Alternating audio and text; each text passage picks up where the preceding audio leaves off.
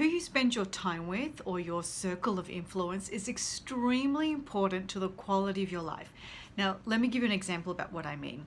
So I have a client, let's call her client X, and she is the sort of person where the sky is constantly falling. She's in constant victim mode.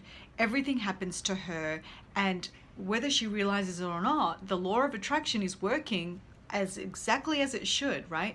She's putting all this negative energy out there, and she got into a car accident, her teeth fell out, another tooth fell out long after that.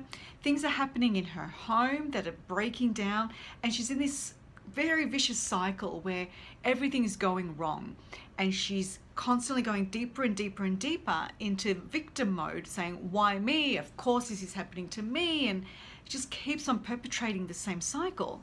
Now, the reason I bring this up is that her and somebody else that's close to her in her life are in a very toxic relationship.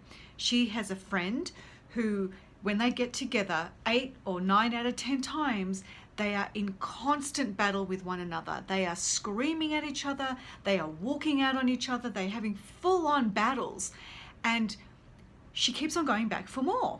And then she wonders why her life doesn't change. She wonders why she keeps having all these bad things happening to her. It's because she's constantly in this cycle and surrounding herself, immersing herself in toxic environments with toxic people. And it's no wonder that things aren't working out for her.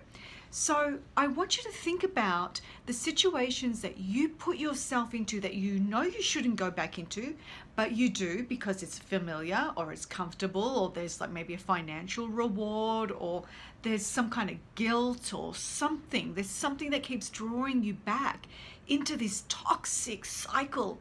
And so if you want to level up your life, if you want to see amazing, incredible changes and shifts, and if you want to have more success in your personal life or your professional life, and that's not happening for you, then look at the people that you spend your time with.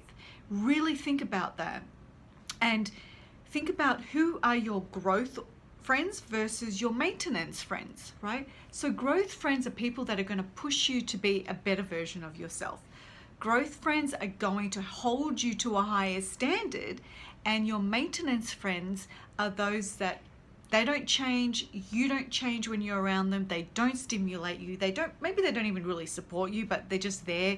You've been friends for a long time, and so you hang out every now and then, but it's not really all that stimulating.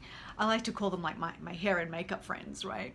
So if you're really serious about improving the quality of your life, improving the opportunities that come to you, improving your personal life, improving your health, improving your finances, growing a business, starting a business, getting promoted, whatever it is, the people that you spend your time with is crucial in getting you to your next level, getting you to the next step, because we are basically the sum of the 5 people that we spend most of our time with.